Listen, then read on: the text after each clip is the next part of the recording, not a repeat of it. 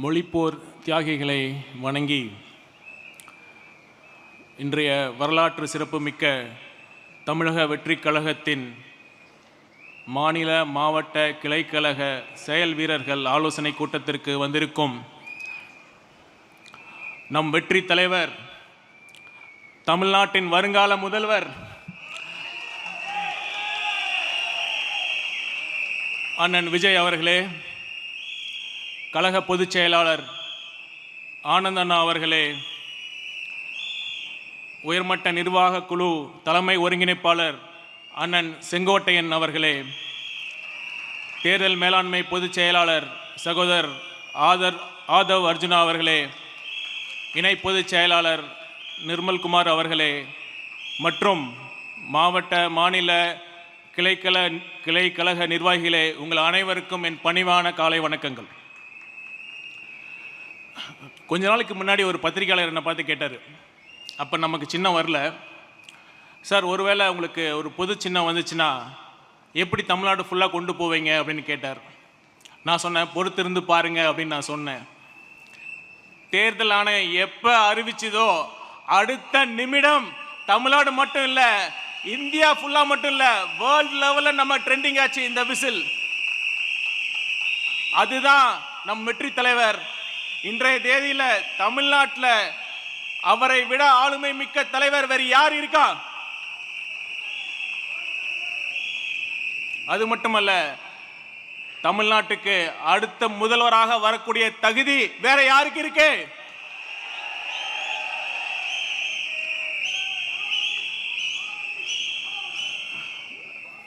சொல்லுவாங்கல்ல,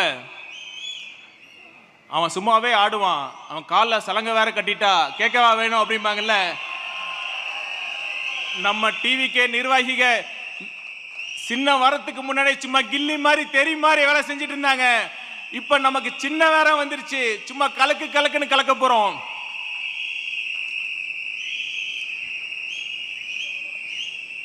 உண்மையிலுமே நம்ம நிர்வாகிகள் களத்தில் ரொம்ப சிறப்பாக பணியாற்றிட்டு இருக்காங்க. நான் அது சும்மா சொல்லலை, நான் நேராக களத்தில் இருந்தால் வரேன்.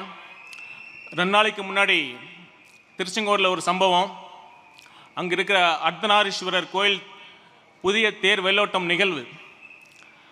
அதுக்கு திமுகவும் பேனர் வச்சாங்க, நாமளும் பேனர் வச்சோம்.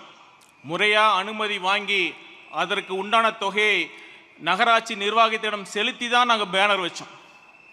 ஆனால் அந்த நகராட்சி நிர்வாகம் என்ன பண்ணாங்க, நைட்டு 11:30 மணிக்கு யாருக்கும் தெரியாமல் நம்ம வச்ச பேனரை மட்டும் கழட்டிட்டு வந்தாங்க. ஆனால் நம்ம நிர்வாகிங்க சும்மா கில்லி மாதிரி இருந்து அந்த நேரத்தில் விழிப்போட இருந்து அந்த மாநகராட்சி நிர்வாகத்தோட வண்டியை தடுத்து நிறுத்தி தகவல் சொன்னாங்க. நானும் போனேன். எதன் அடிப்படையில், எந்த விதியின் அடிப்படையில் நீங்கள் அந்த பேனரை கழட்டினீங்கன்னு சொன்னோம், கேட்டோம். அவங்களுக்கு பதிலே இல்லை. சார் இருங்க, மேலதிகாரிகிட்ட பேசுகிறோம், அங்கே பேசுகிறோம், இங்கே பேசுகிறோன்னு சொன்னாங்க. காலத்தை கடத்தினா அந்த கூட்டம் கலைஞ்சிரும் நினச்சாங்க. ஆனால் நேரம் செல்ல செல்ல கூட்டம் அதிகமாகிட்டு தான் இருந்துச்சு. நைட்டு 2:30 மணிக்கு 200 பேர் நம்ம தமிழக வெற்றி கழகத்தின் நிர்வாகிகள் வந்தாங்கன்னா இதுதான் நம் வெற்றி தலைவர். இது அன்பால சேர்ந்த நிர்வாகிகள். இங்க யாரும் காசு கொடுத்து வரல, அன்பால மட்டும்தான் வந்திருக்காங்க.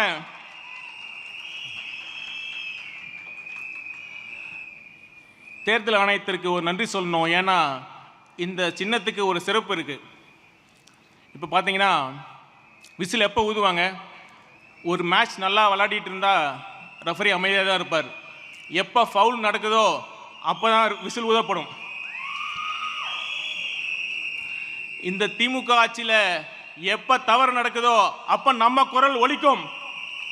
நீங்களே சொல்லுங்க, இப்போ இருக்கிற தீய சக்தி திமுகவோட ஆட்சியில் எந்த டிபார்ட்மெண்ட்ல ஃபவுல் அதிகமாக நடக்குதுன்னு ஒரு பட்டிமன்றமே வைக்கலாம். நீங்களே சொல்லுங்க, எந்த அமைச்சர் அதிகமாக ஃபவுல் பண்றாரு?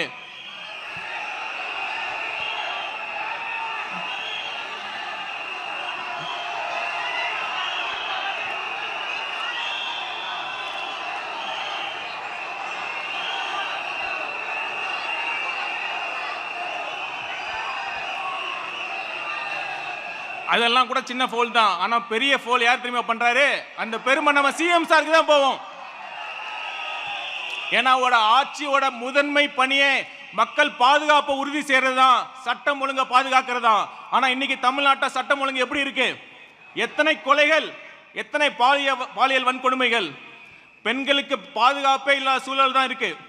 இதுக்கு அடிப்படையான போதை கலாச்சாரமும் சட்டம் ஒழுங்குல தான் வருது. ஆனா நம்ம சிஎம் சார் அமைச்சரவையில் இருக்கிற ஒரு சுகாதாரத்துறை அமைச்சர் சொல்றாரு, தமிழ்நாட்டில் கஞ்சாவே இல்லையாம். அந்த அளவுக்கு ஒரு அமைச்சர் இருக்கார்.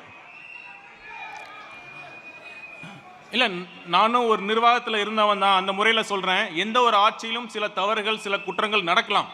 ஆனா ஆட்சி நிர்வாகம் அவங்களுடைய வேலையை கரெக்டாக பண்ணாங்களாக தான் கேள்வி. இப்போ ஒரு சிஎம், அவர் தான் காவல் மந்திரியாக இருக்காரு, இது வரைக்கும் ஏன் ரெகுலர் டிஜிபி அப்பாயிண்ட் பண்ணலை? இதே மேடையில் மனம் வருந்தி ஆதங்கத்தோடு நாம் பதிவு பண்ணோம், மற்ற எதிர்கட்சிகளும் பதிவு பண்ணியிருக்கோம். ஆனால் இது வரைக்கும் சிஎம் சார் அசரவே இல்லை. வேறு என்ன தான் பண்ணுறது? வேறு ஸ்டைலில் கேட்டு பார்ப்போம். நம்ம வடிவேல் சார் ஒரு இதில் சொல்லுவார், ஒரு வைன் ஷாப்பில் நைட் மாட்டிப்பார். வைன் ஷாப் ஃபோன் பண்ணி, ஹலோ பிரபா வைன் ஷாப் ஓனருங்களா, கடை எப்போ சார் திறப்பீங்கன்னு கேட்பார். அதே மாதிரி நம்ம சிஎம் சாருக்கு ஆஃபீஸுக்கு ஃபோன் பண்ணி, CM sir, hello CM sir, எப்போ சார் தமிழ்நாட்டுக்கு ரெகுலர் டிஜிபி போட போகிறீங்க? நம்ம எல்லாரும் கேட்கணும்.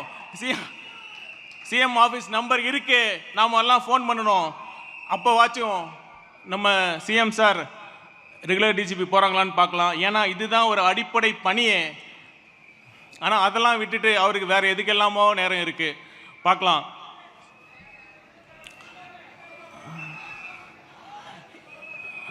இன்னொரு விஷயம், நான் களத்தில் பார்க்குற இன்னொரு விஷயம் இந்த நேரத்தில் நான் பதிவு பண்ண விரும்புகிறேன்.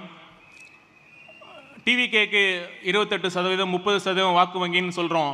ஆனால் களத்தில் போய் பார்த்தா ஒரு ரொம்ப ரொம்ப ஆச்சரியமான உண்மை என்னென்னா, இருக்கிற மகளிர்லாம் என்ன தெரியுமா சொல்கிறாங்க? சார், நாங்கள் டிவிகேக்கு சப்போர்ட் பண்ணுறது வெளியே சொல்ல முடியல, சொல்கிறதுக்கு பயமாக இருக்குது சார், எங்களுக்கு கொடுக்குற 1000 ரூபா கட் பண்ணிடுவாங்கன்னு பயமாக இருக்குது சார்னு சொல்கிறாங்க.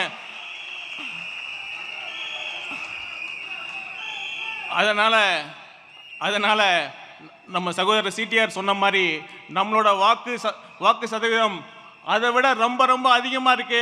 தேர்தலில் பார்ப்பீங்க, தமிழக வெற்றி கழகத்தின் உண்மையான ஆதரவு எவ்வளோ இருக்கு நீங்கள் தமிழக தேர்தலில் நடக்கிறப்ப உங்களுக்கு நல்லா தெரியும்.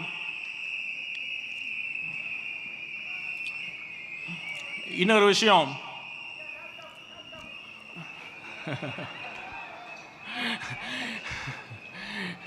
விஷயம், இப்போ என்னன்னா, இப்போ தேர்தல் வந்துட்டு இருக்கு, இன்னும் நமக்கு 2-3 மாதம் தான் இருக்கு.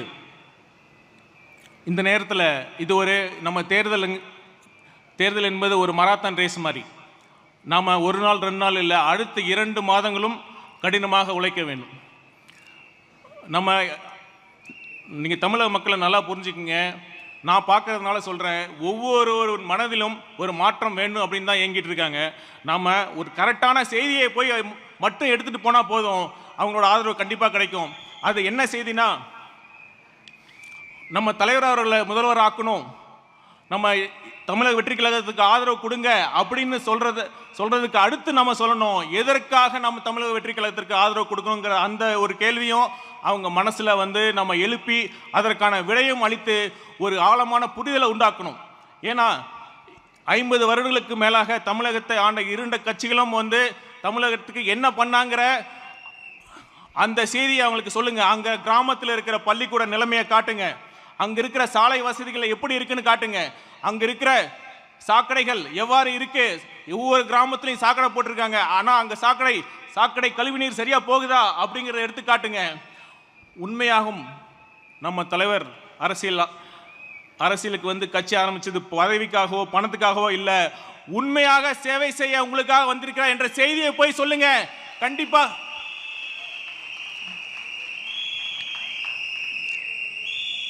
டெல்லியில ஆம் ஆத்மி கட்சி அறுதி பெரும்பான்மை பெற்று ஆட்சி அமைச்சாங்க.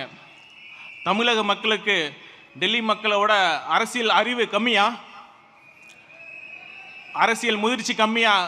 பகுத்தறிவு பிறந்த ஊர் இது. கண்டிப்பாக தமிழக மக்களுக்கு அரசியல் அறிவு மிக மிக அதிகம். அவர்கள் ஒரு வாய்ப்புக்காக காத்திருந்தாங்க இத்தனை வருஷமா. அந்த வாய்ப்பு இப்போ வந்திருக்கு. 2026 அந்த வாய்ப்பு வந்திருக்கு.